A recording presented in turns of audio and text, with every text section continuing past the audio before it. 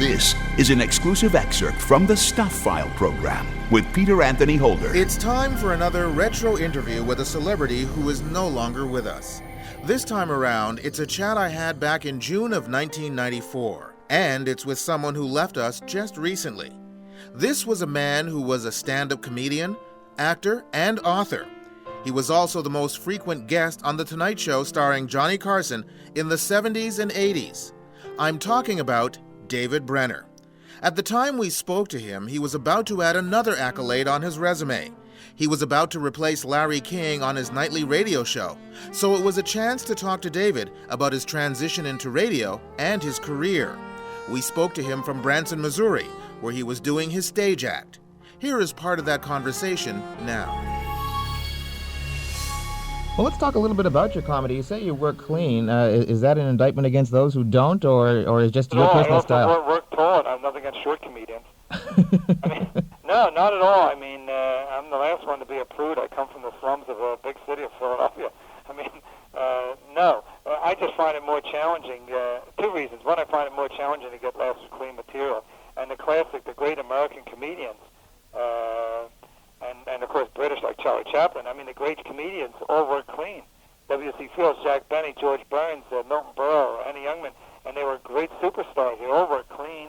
And secondly, I just think that the job of an entertainer is to entertain. And if you get anybody uptight, then you're not doing your job. And then thirdly, I'm always getting ready for TV, and what are you going to do with all that dirty material? So I like the challenge. I think it's more of a challenge than that. I think it's probably just my ego saying, come on, get out there and kill an audience of drunken gamblers with clean material. That's really accomplishing something. Your career has taken various turns. You didn't start out in comedy, did you not? You started out as a producer? Yeah, I started as a writer, producer, director of documentaries, and was the head of the documentary department for two networks down here. And I was just doing that in the interim. I actually started out trying to either write screenplays or get a radio show. And I didn't do either one, and I fell into this job in television. And then when I left that, in the interim period of figuring out what to do with my life, I started doing stand-up comedy just as a joke. But it's a very long joke. I mean, this joke has been going on a long time. So it was just, my careers have all been flukes. So it sounds like you're where you want to be, or where you wanted to be originally. You said you wanted to have a radio program. Now you do. And that's what I wanted to do. I majored in mass communications at college, and was leaning towards radio. I just found it so fascinating, and just fell into TV, and then fell into live and comedy and writing books and all that. But I never got a chance to do the radio show, except if I took over for somebody when they were sick or went on vacation.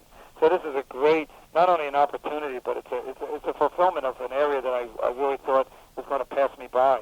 You spent a lot of time doing comedy, and therefore in the public eye. You've been interviewed several times. How does that help you as an interviewer? Well, I think I would pull more of my experience for interviewing from my experience as my background as a journalist in television when I was doing documentaries, and from hosting all the TV shows that I have in the States. You know, I hosted The Tonight Show for years, and also filled in for other TV talk show hosts here in the States, and did all the interviewing.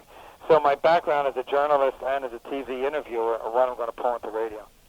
Do you ever think you would want to go back into television, maybe go the same route that Larry himself has gone with CNN or other, No, I wouldn't want to do anything that serious. I find that it's like running in mud or cement to me. I don't want to be that ponderous.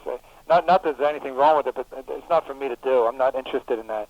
I would like to go back into television, possibly take the best of my radio show and put it on television, or go into some other area where I could do something different. Yeah, television, after all, I'm one of the television babies, I grew up in television, so naturally there's always an interest in it. But I would rather just do the radio show for the next few years and not think about TV, except, I'll pop on Letterman and the other shows when I feel like I want to do something, but I don't want to make it a steady diet. Radio is going to be my diet now. You've also written some books. Yeah, I've written 4 books. I had bestsellers down here in the States, and now there's soft pretzels with mustard. Right. Nobody ever sees you eat tuna fish. Revenge is the best exercise, and if God wanted us to travel, ... Right. But I now let's talk again. You know what happens with the radio? Yeah, I'll tell you. I always get stuck in this, the writing the books. My son's always telling me, write another book, Dad. I don't enjoy writing books. The way that it comes about is, I just did it again. I get an idea for a book, and I think, geez, wouldn't it be great if someone write a funny book about travel, people traveling in cars, buses, planes, they could read this book, in hotels, and a funny book. No one's ever written a really funny book about travel. And I get all these ideas, and I tell it to my people, and they say, oh, let's get a meeting with some publishers. We get a meeting, and the man sits there, and the publisher says, oh, that's a great idea. And everyone's saying, it's a great idea, and I'm feeling real good because everyone agrees it's a great idea. They sign contracts, we all sign contracts. We walk out, and everyone says, great idea, and they leave me, and I'm standing there thinking, wait a minute, now I got to do it. I just wanted them to say that's a great idea. I didn't want to have to write it. So I just did it again, and now I'm sorry. I started saying something. Someone said, "Oh, that's a great idea. Let's see if anyone's interested." So I hope I don't have to write any more books. Well, you have successful books out. You're embarking on a new career as a radio talk show host. You've done documentary films. Is there something that you haven't done that you're dying to do? Not dying to do. I'm very lucky, When I did the Tonight Show, I had $3 in my pocket, so everything in my life is profit. So I'm not dying to do anything. I'm very fortunate in what I've done all these years. I'm not living in the old neighborhood and all that. No one's poor in my family anymore and all that. But what I would like to do is I've written a few screenplays and haven't been able to sell them yet. That's probably the most arduous chore that you could ever do in show business is try to sell a screenplay. So I would like to see one of my screenplays sold. I would like to see it sold and get on the screen and be successful. But I'm not dying to do it, but it would be gratifying to me if it happened. You say when you first started in stand-up, you're waiting for that big break on the Tonight Show. Now, when you first went into television, when you first started doing stand-up, there wasn't the explosion of comedy clubs that are out there right now. No, not at all. How do you think it would have changed your career had you come along now? Harder or easier? Well, I think it would be harder because there's a glut in the marketplace. But if you're different, see, the thing about, with me, I was very fortunate in that there hadn't been a new comedian in about 6 years. David Steinberg out of Canada and Robert Klein, I think, were the last two. And they had started about 6 or 8 years before I did. What year are we talking about, roughly? Well, in 1970. Okay. So I was a new face, first of all, and then I had this different brand of comedy that no one was doing. This observational, where you just pick on anything that's right in front of your eyes, the everyday. Like Richard Lewis is a good friend of mine, the comedian here, and he said, in a funny way, he said that I had a monopoly on the mundane. I mean, combing the hair, fixing your shoelace. I mean, I can make jokes about all that, which everybody's doing now. In this comedy explosion, that's what they're all doing, this observational stuff. But because I was different, I made it. So I think I probably would have made it now with the glut because I would have been different and I had the tenacity. I had that killer drive from growing up poor, which you really need too. It sounds like when you describe the type of comedy you do, it's almost sounds like it's the originator of what Jerry Seinfeld has made so successful. Of course, Gary Shandling and Seinfeld, they all do what I do, but to their credit, they've made a great career out of it. It's wonderful, and I don't begrudge anybody. I think it's great. First time I ever saw Gary Shandling, I went backstage. He freaked out. He said, "I'm your biggest fan." He said, "Do you see any of you in me?" I said, "Gary, I'm looking for some of you in you." I said, "You got my smile, my hands, my everything." So he got taken aback. I said, "I'm only kidding you." I said, "You're coming to your own. I'm flattered that you emulate me. And I am. I'm flattered all these guys do. I mean, I think it's wonderful. It's very flattering that they do that. And a lot of them give me credit for it, which is nice. But there's plenty of room for everybody. I mean, who am I to complain? I'm not walking down the slums of Philadelphia worrying about some guy coming out of an alley with a baseball bat to take my money. So everything is fine. Who makes you laugh? I'm easy. I'm too easy. Everyone makes me laugh. I like all brands of humor. Everyone makes me laugh, from Henny Youngman's one-liners, which I heard one the other day, that a new Henny joke. A new Henny joke? A new Henny joke. A new Henny joke is that the pioneers only made one mistake. They put the airports too close to the cities. I mean, it's a brilliant joke. It's brilliant, the pioneers. I mean, it's brilliant. I love Henny Youngman, Richie Pryor, Cosby, Seinfeld, all the guys, Robin Williams, whatever, all the different styles. I'm an easy audience. I think all these guys. My favorites are guys I started with, like Richard Lewis and Steve Landesberg, but Stephen Wright. I mean, you can hardly name a guy that I don't really like and admire. What are the crowds like in Branson? Well, they're very different. They're a lot of families, and it's a good mixture of families and old people at the same time. A lot of families, because this is a kid's paradise down here. There must be 20 miniature golf courses and 10 bumping cars rides and bungee jumping and boats, and there's a lake and there's fishing. I mean, it goes on forever for children, especially. So the audiences are mixed age, but the one thing they have in common is that they're all, I would say the greater majority, into the 90-some%, are all very conservative, Bible Belt people. You can't cuss. They say cuss. We said curse growing up. You can't cuss. You can't use any cuss words or any inference to anything. I think if you said cleavage and you weren't talking about rocks, they'd probably throw you out of town. But they're the good folks. You know what I mean? They're good people. They're the ones who attend church and respect their neighbors and don't cuss and all that. So that's what you really have here.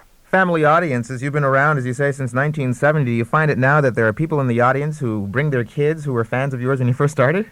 Well, what's amazing is when I have people, I mean, I'm a young guy, but I just started young, and I'm amazed when young people come up to me who are now like, 20, 28, 29 years old, and they say, geez, when I was a kid, my mother used to let me stay up to watch you on The Tonight Show. I used to watch you on Mike, and I'm looking at this man standing in front of me. I'm thinking, when you were a kid, and then I realized he's right. I mean, it's 20 years ago, he was a kid. So that astounds me, but I've always had my demographics have always been from little children up to old people from the day I walked on a stage where they knew who I was.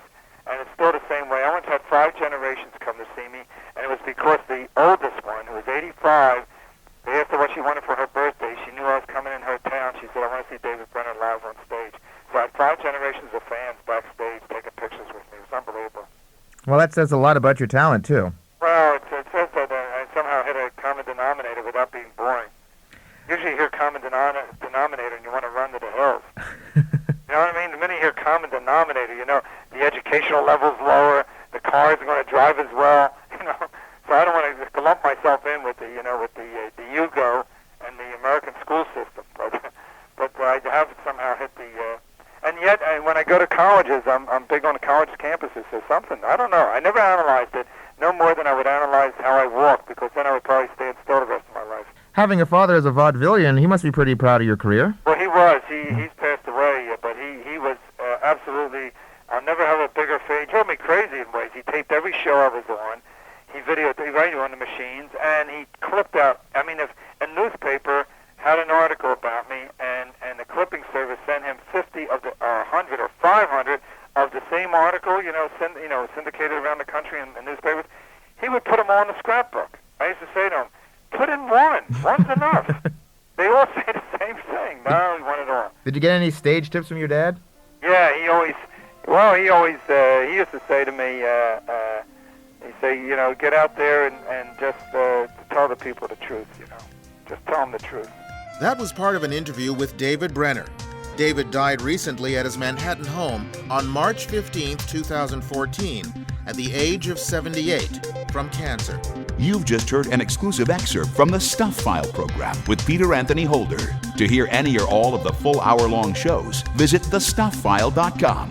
Stuph is spelled S-T-U-P-H. That's thestufffile.com. A presentation of Flying Fish Communications.